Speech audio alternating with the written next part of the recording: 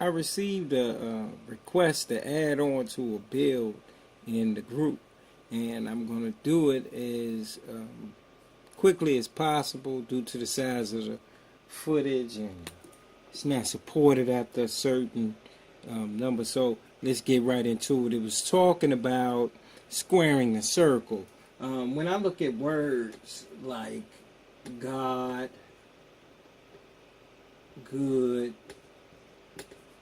geometry, I see they all start with the letter G.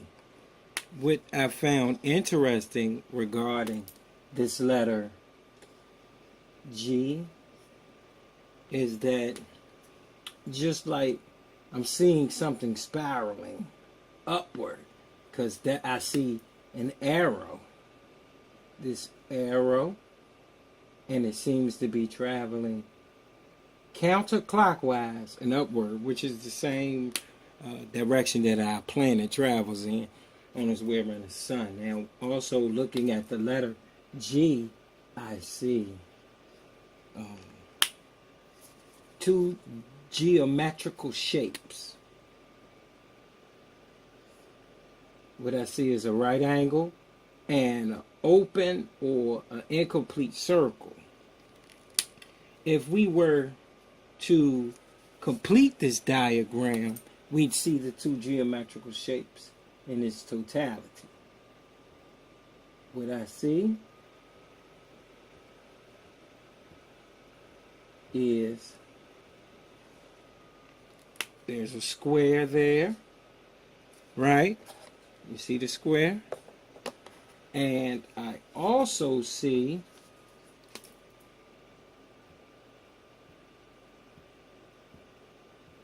a circle. So there's a square and a circle.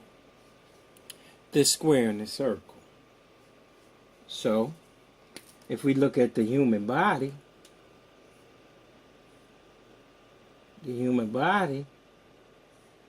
is shaped like a square or a rectangle, squared, the bottom part. And if we look at the top part of a human being, we'll see that the head is shaped like a circle. We notice that all things on this planet that are materialistic, not all things, but the majority of the things, such as a television screen, laptop, phone, money, houses. Yep, even a house. Because you think about the base of a house, there it is, the square. Then when we think about things that are celestial or a heavenly matter, they're shaped like a circle, such as the planets, the human head, the eyes, etc. And these things allude to the mental, etc. We look at the parts of a man and a woman that are the gamete cells before they, evolve or grow and develop, whether eggs or testicles that, keep the life cycle going. They're also shaped in a heavenly fashion. And these are what are more directly connected to the universe, more so than that is earthly. Thank you, and see you on part 2. Now the brother was talking about the pyramid, so let's talk about the square first and foremost. When I draw a square and I add dimension to it, because it's two-dimensional right now, when I add dimension to it, I begin to add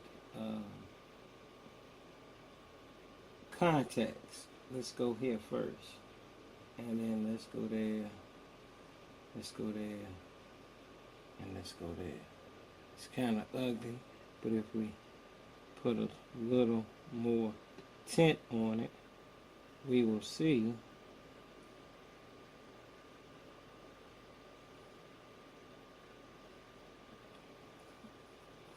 pyramid. The pyramid has also been called a prism.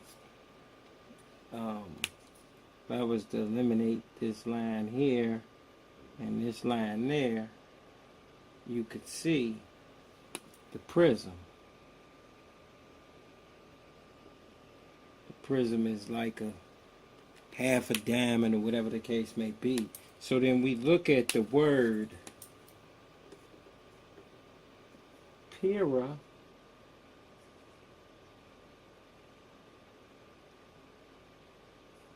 Pyro, they mean fire.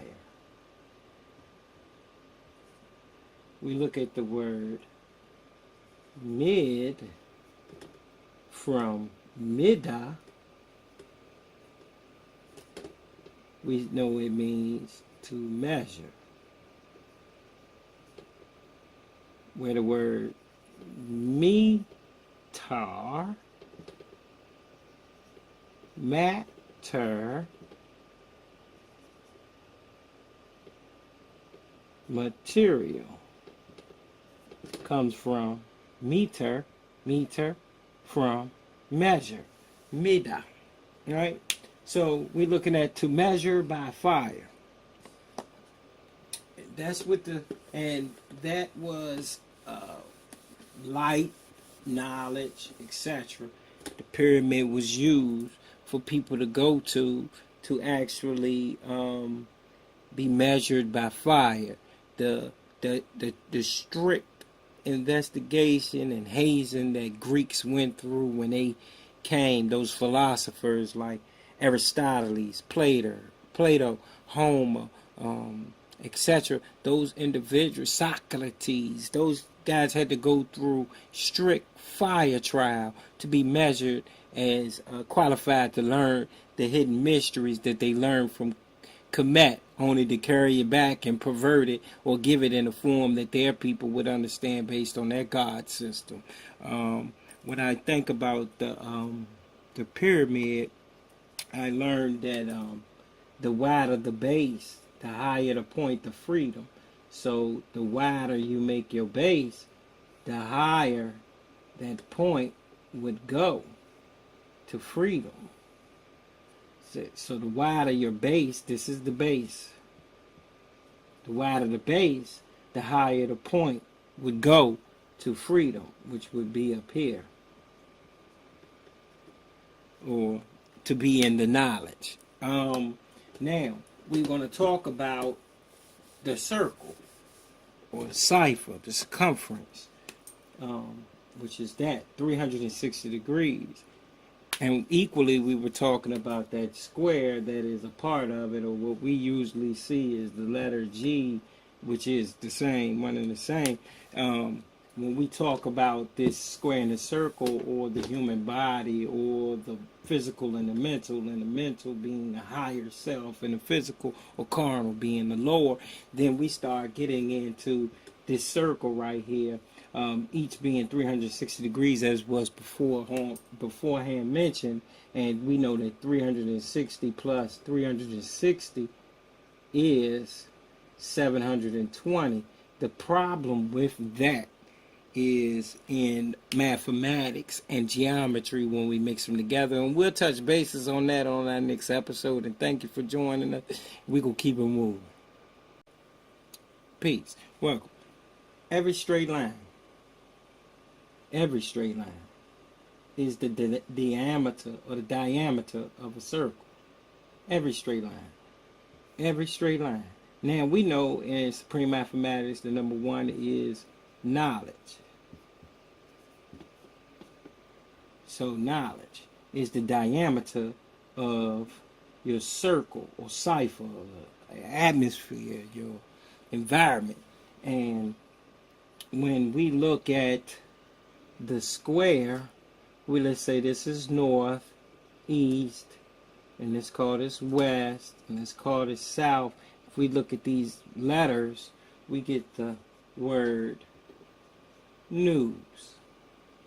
And when we look at the circle, you stand in the center, or if you stand in the center of either one, if you're in the center of your own mind at the core, then we know that what's going on around it, in it, outside of it. We have the news or the information about it. You know the four corners of your planet. You know the four areas of your square that you stand on. Then you know what's going on around it, in it, on it, etc. And that is better to prepare you for what may come at it.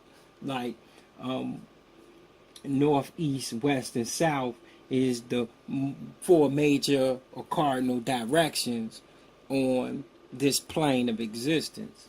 And when we are in the know about it, then we are not ignorant to what is going on. We have the knowledge of it.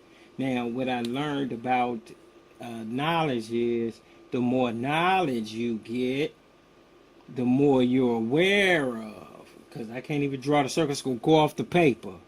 In other words, the diameter of your knowledge equals the circumference of your reality, which you are aware of. And that is why when I was told that knowledge was infinite, that I decided that I would take it seriously. Some people find out that knowledge is infinite and they go, oh, I got forever to learn whatever. And I don't see it that way. I see it as I don't have that long to learn as much as possible, especially that which is applicable to my life and to improve the quality of my life and those that I come in contact with based on my studies and my application of knowledge.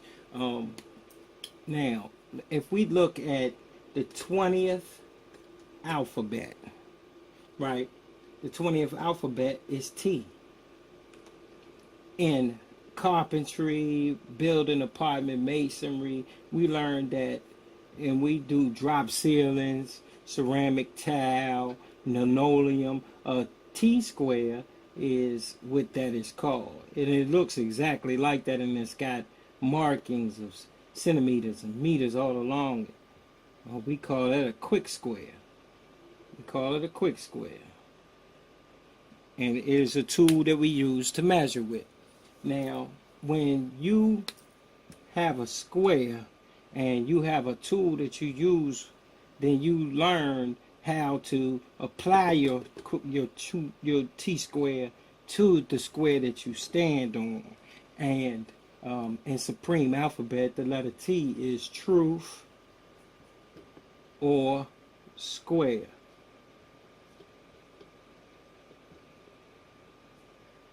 Truth or square. When you have a way of protecting your north, east, west, and south, you have the news of your square, then nothing can come at you at an angle, because these are two right angles on here. Right angle.